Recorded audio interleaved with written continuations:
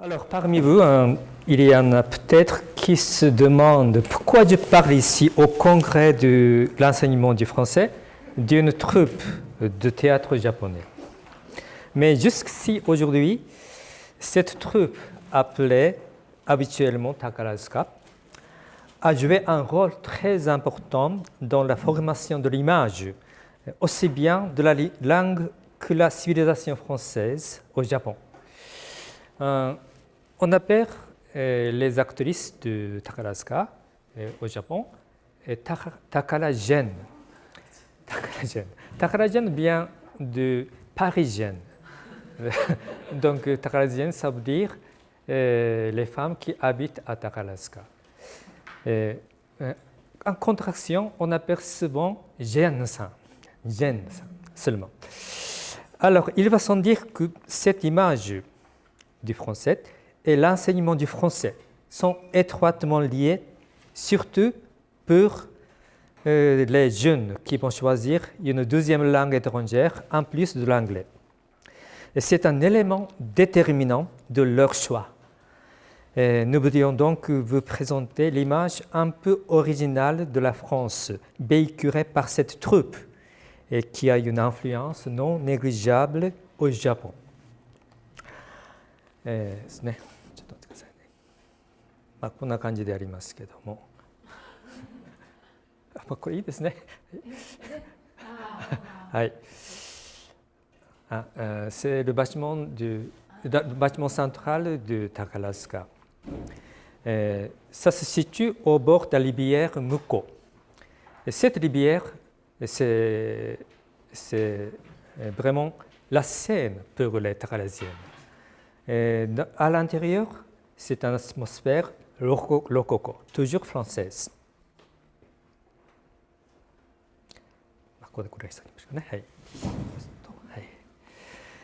Alors, depuis la fondation de la revue Takarazuka, plus de 100 ans ont déjà passé.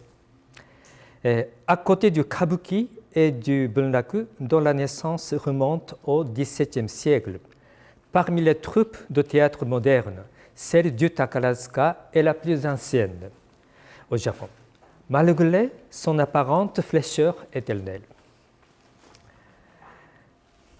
Le Takarazuka a été fondé en 1914 par l'homme d'affaires Kobayashi Ichizo.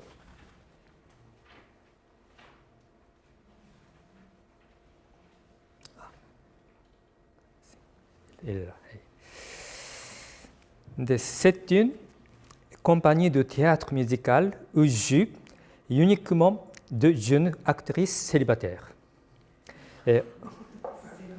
Célibataires.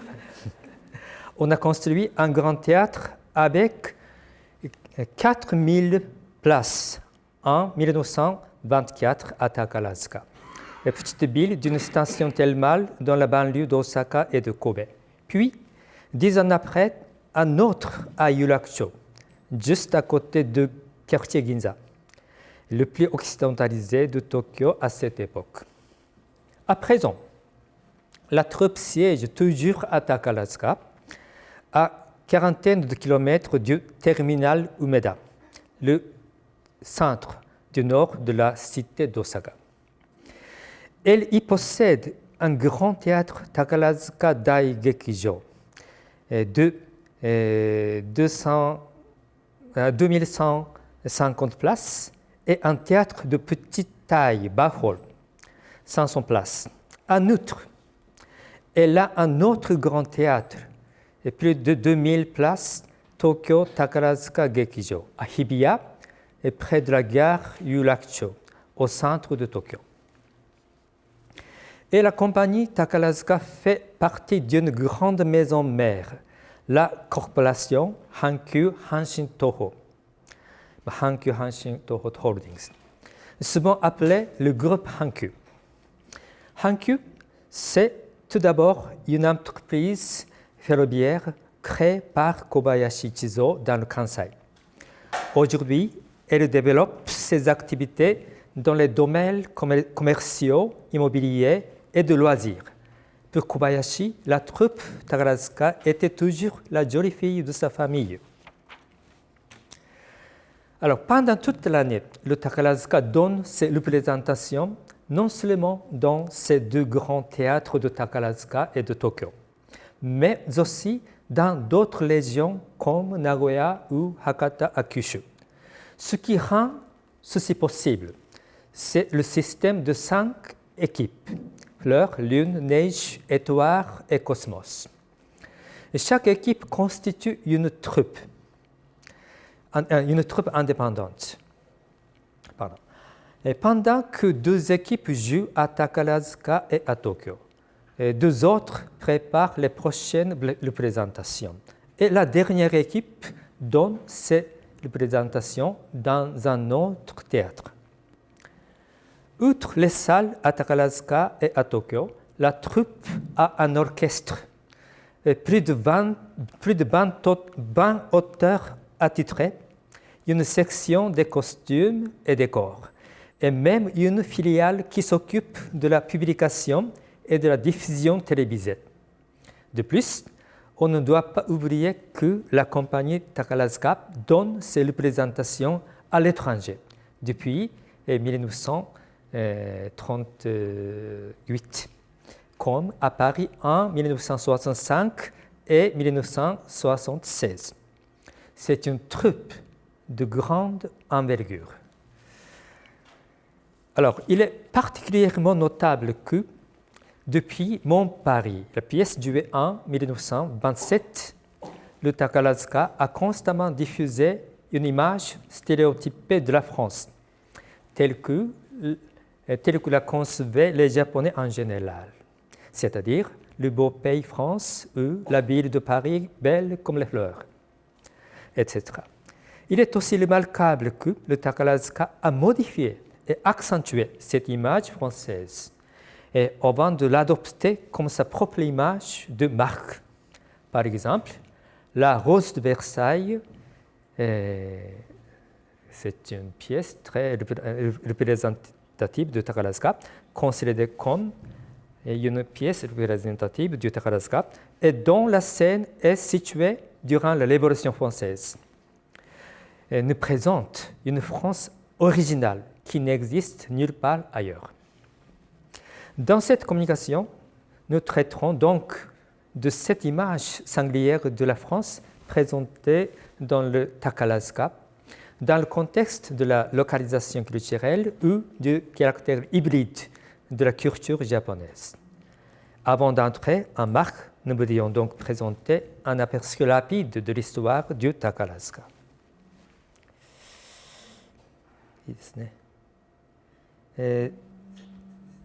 C'est un entrée de grand magasin de Hankyu à Umeda.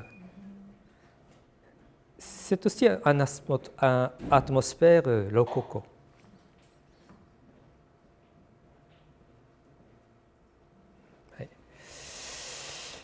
Section 1. Situation des arts théâtraux à l'ère Meiji. Lors de la restauration de Meiji en 1868, qui mit fin aux 265 années du shogunat de Tokugawa, samouraï, le monde du théâtre au Japon était dominé par l'ancien théâtre Kyūgeki, comme Kabuki. Avec le courant rapide d'occidentalisation, un nouveau théâtre de style européen, le Shingeki, est apparu vers 1910, à la fin de l'ère Meiji. Alors, le Kabuki, qui avait aussi entamé sa réforme en introduisant des éléments contemporains ou réalistes,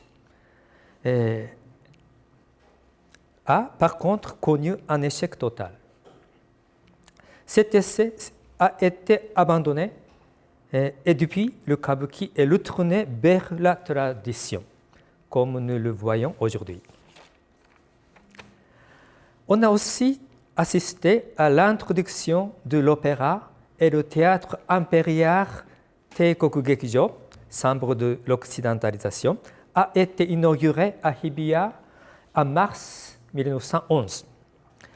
Après un modeste essai, on a donné la première représentation d'opéra au théâtre impérial en 1912, avec la pièce qui s'appelle Yuya, mais dont le résultat était désastreux. Désaccord entre la parole et la musique, immaturité des interprètes, etc., ont provoqué des rires aux éclats parmi les spectateurs. Kobayashi Ichizo, futur fondateur de la troupe de Takarazuka, était là. Parmi les spectateurs moqueurs, il a remarqué un petit groupe de jeunes étudiants qui discutent très sérieusement. Plus tard, il a raconté que cette expérience lui avait donné la conviction du développement futur de l'opéra au Japon. Comme un homme d'affaires, Kobayashi était très sensible au goût de la nouvelle génération. Alors, deuxième section. C'est le théâtre impérial. これ最初のやつですよね。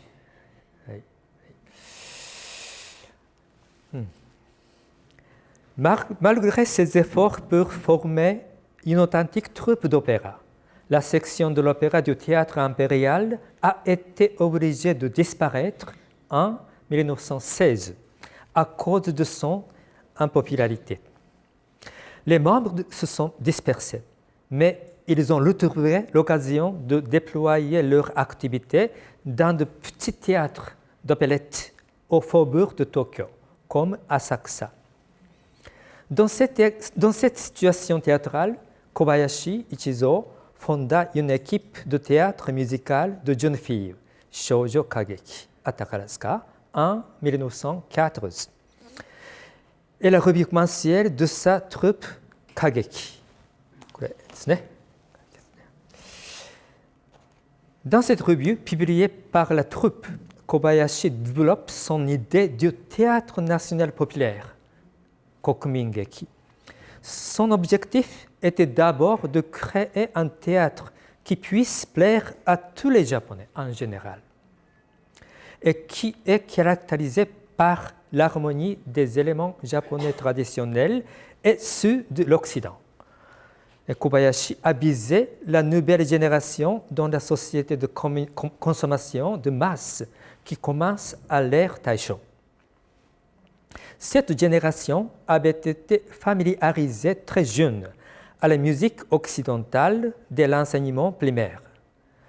En même temps, il pense toujours que son théâtre doit se fonder sur la tradition japonaise.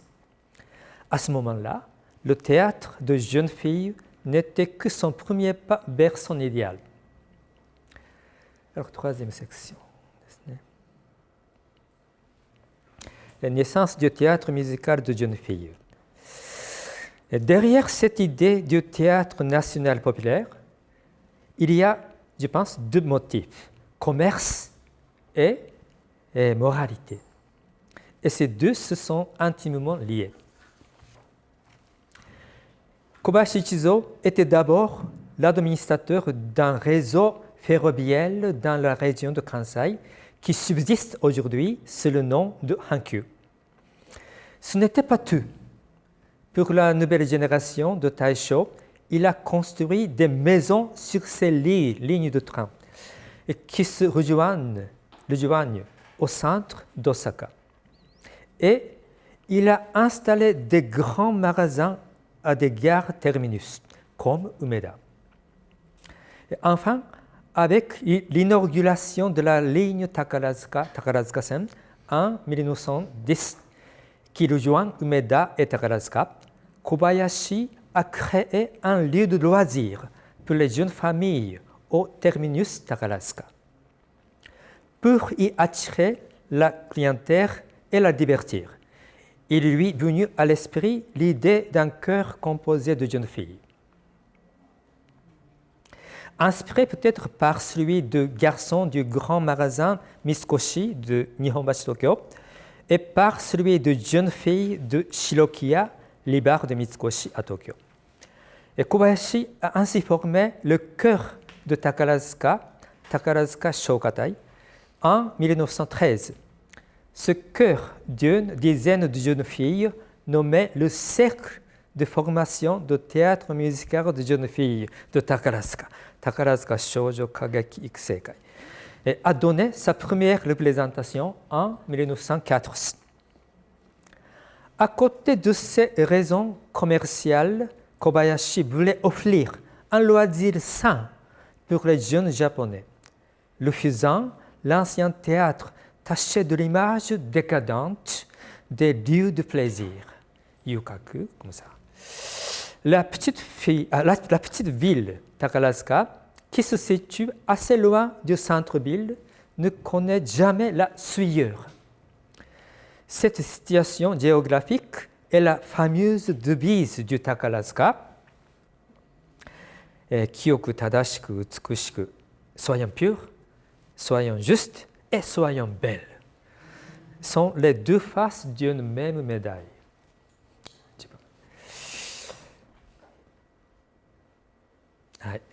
Ensuite, quatrième section, point de départ de la formation de l'image française dans le Takarazuka, Mon Paris et Parisette. En septembre 1927, la première revue du Japon, qui s'appelle Mon Paris, a été montée au Takarazuka, mise en scène par Kishida Tetsuya, qui venait de l'entrer après avoir fini ses études à l'étranger. Cette pièce a eu un grand succès avec ses chansons françaises et danses très françaises. Le thème principal, Mon Paris, a été enregistré sur un disque. C'était le premier cas dans l'histoire du Takarazuka.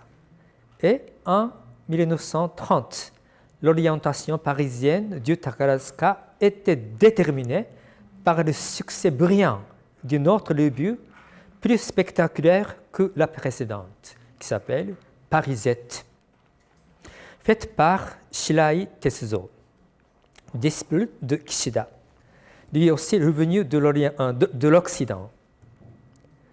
On y entend l'air devenu à présent l'hymne de la troupe du Takarazuka, Sumire no Hana Sakukoro, littéralement traduit. Quand les violettes fleuriront. Mais dans l'original, ce n'était pas les violettes, c'était les lilas qui fleuriront. Shirai a choisi l'image de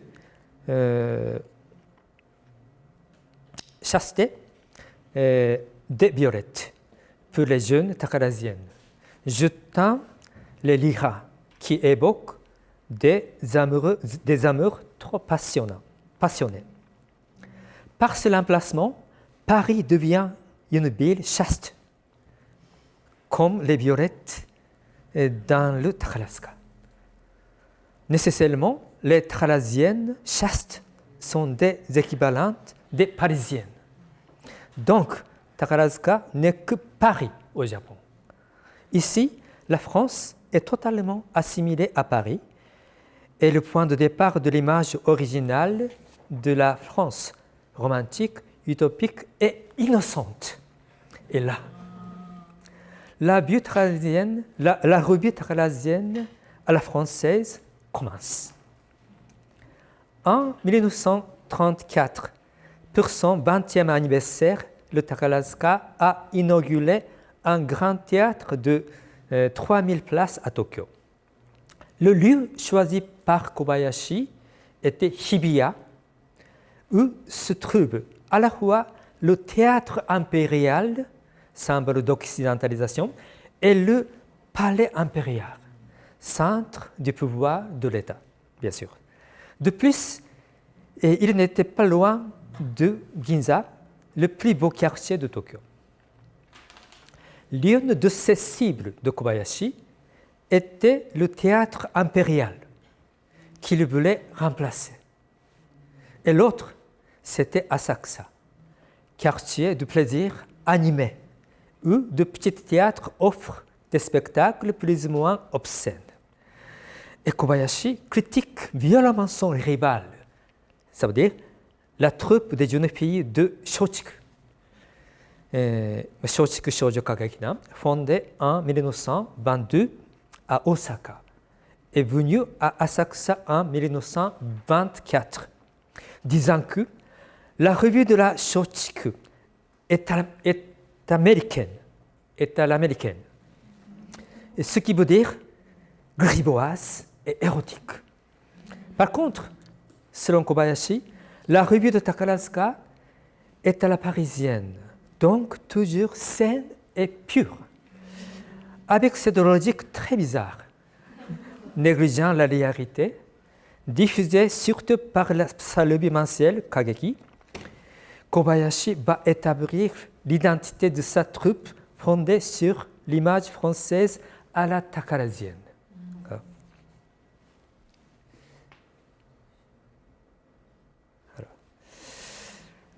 Dès le début des années 1930, qui marque le tournant dans l'histoire du cinéma vers les films sonores parlants, Toki, les Japonais commencent à recevoir frénétiquement les chansons françaises par les films français. Le Takarazuka aussi les introduit avidement sur cette scène. Les chansons françaises fortifient davantage l'image parisienne du Takarazuka. Cette tendance continue, sauf pendant les quelques années allant de la guerre, jusqu'à la fin des années 50. La pièce monumentale de la réouverture du Grand Théâtre de Takarazuka en 1946 après la guerre. C'était Carmen, opéra français de Georges Bizet, dans lequel Fukamidori Natsuko, actrice, a joué le rôle de Carmen et a chanté Habanera. En 1952, cette Fukamidori a chanté Les Feuilles mortes de Jacques Prévert pour la première fois au Japon. Dans le Carmen, dans les chansons de Paris, dans la pièce Les chansons de Paris, mise en scène par Takagi Shiro, disciple de Shirai. Mais depuis les années 60, le Takarazuka tente d'introduire la comédie musicale à la Broadway, qui est devenue à la mode dans le monde entier. On pouvait tout d'abord juger ce projet difficile parce qu'on supposait qu'il était impossible pour des jeunes filles de jouer des rôles masculins. Cependant, à force d'entraînement, les interprètes de rôles masculins y sont arrivés. Et égal même les hommes au niveau de leur performance physique. L'image française de pureté, de justesse et de beauté a-t-elle été effacée à ce moment-là?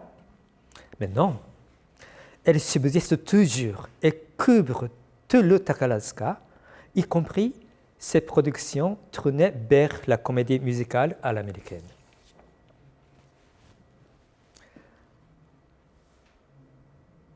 On va à la Rose Versailles.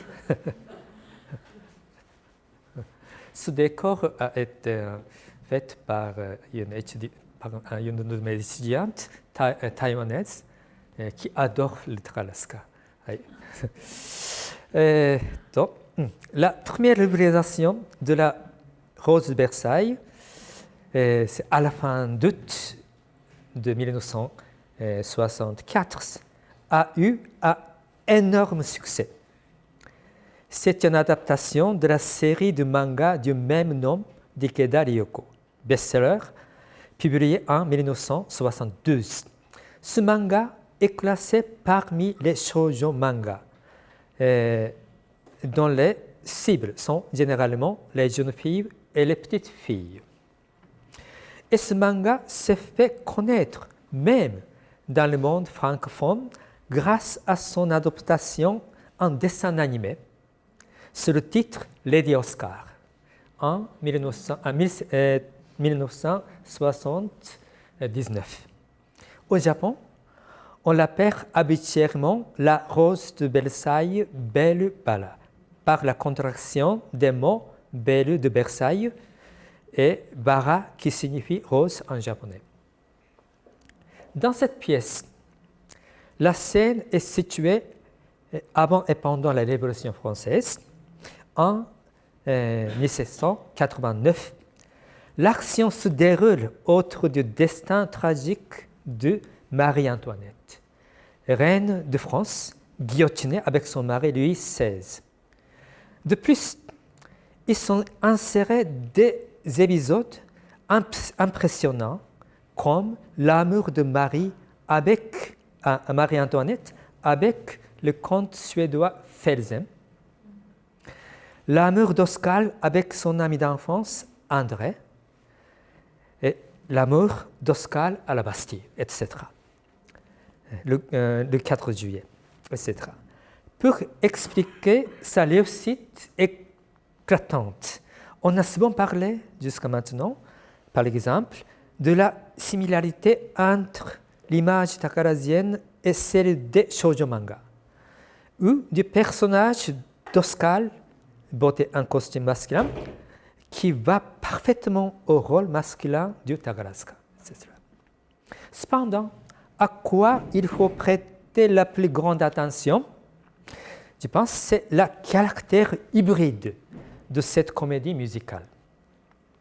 Tout d'abord, on y trouve le style de kabuki, introduit par Hasegawa Kazuo, ancien acteur de kabuki, et surtout dans la scène d'amour d'Oscar et d'André. Puis, les danses à la Broadway, représentant des combats acharnés devant la Bastille, par exemple. De plus, presque toutes les chansons sonnent comme du enka, un genre de chanson populaire japonais en mode mineur. Enfin, le style rococo de Versailles et l'atmosphère très parisienne de quartier populaire donnent une image stéréotypée de la France durant toute la représentation. Certes, la scène se situe en France, mais hors le décor et les costumes. Aucun autre élément de la pièce n'a une origine française. Il ne serait pas si difficile de remarquer le reflet des idées de Kobayashi Ichizo, c'est-à-dire l'harmonie du Japon et de l'Occident. Son idéal est incarné dans cette image originale de la France produite par cette comédie musicale. Ce n'est pas un cas particulier, je pense. L'hybridité est un des caractères typiques de la culture japonaise.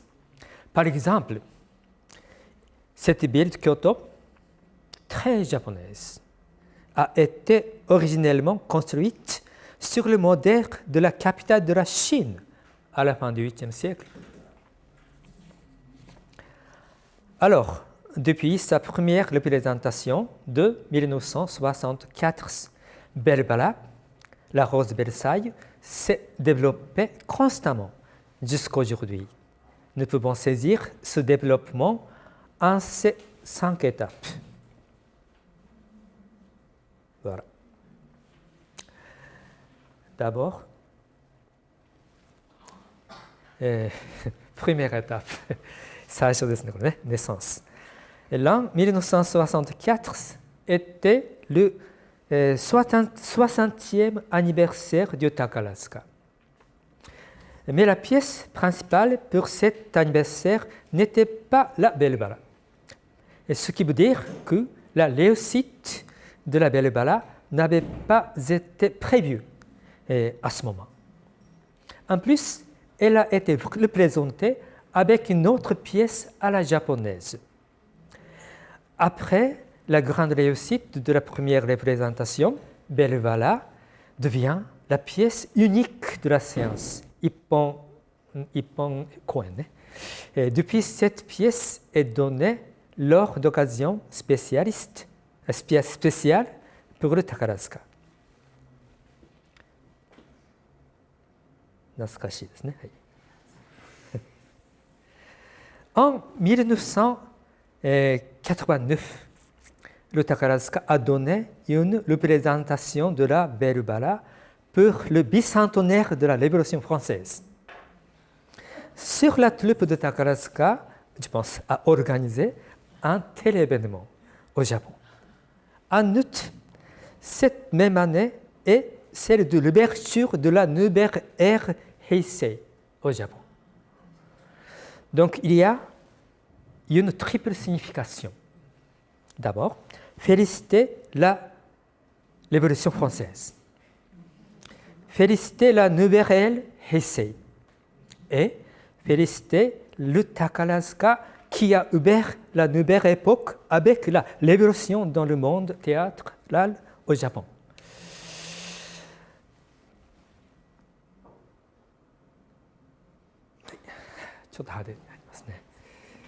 La troisième étape, l'année 2001. En 2001, le Takarazuka a inauguré son nouveau grand théâtre à Tokyo, en mars. Pour célébrer aussi bien cet événement que l'ouverture du nouveau siècle, le Takarazuka a choisi la Rose de Versailles.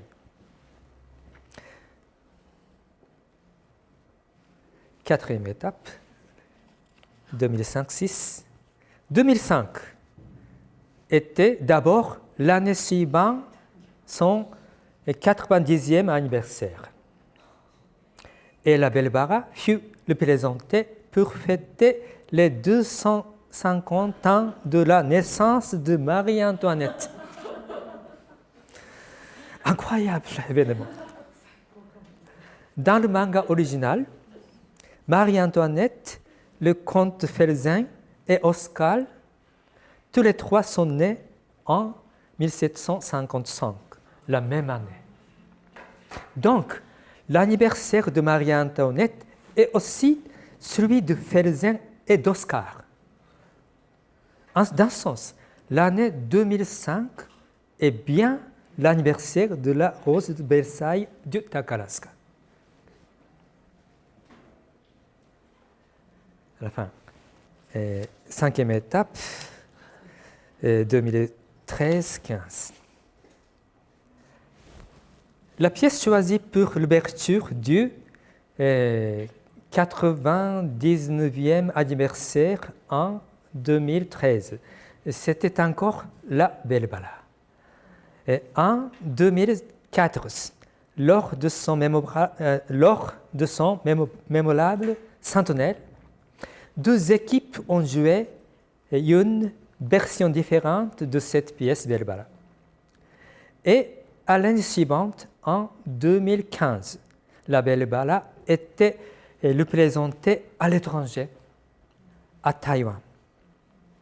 En outre de la Belle Bala, on a vu beaucoup de pièces dont l'action se déroule en France. Par exemple, これは台湾ですね。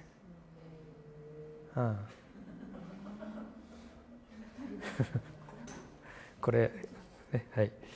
D'abord, 眠らない男、Napoléon, et puis le roi Soleil. Toutes les deux sont jouées par 彼女、Yuzuki Léonですね。これダビドの肖像画ですよね、まさにね。はいはいはい。Alors, le centenaire du Takarazuka était aussi l'occasion d'affirmer son identité avec l'image française.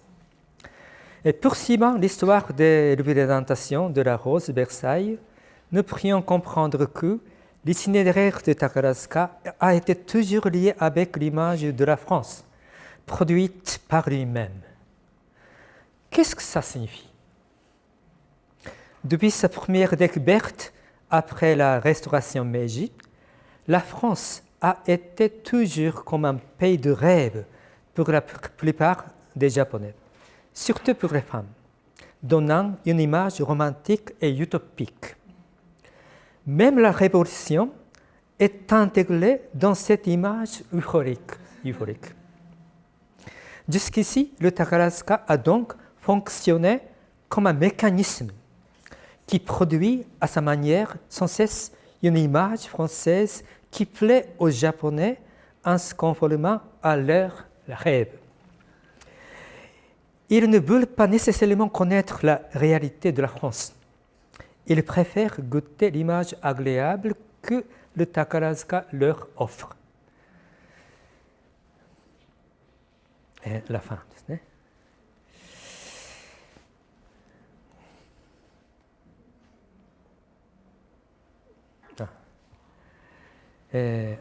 En guise de conclusion, l'image de la France dans le Takarazuka après les attentats en 2015. Les attentats de Paris en 2015 ont dû donner un choc profond au Takarazuka, car la pièce dans la scène se passe en France ont presque disparu pendant quelque temps. C'est vrai. Cependant, depuis cette année, 2017, la situation semble un peu s'améliorer. En août, All for One, c'est ça. J'ai vu ça.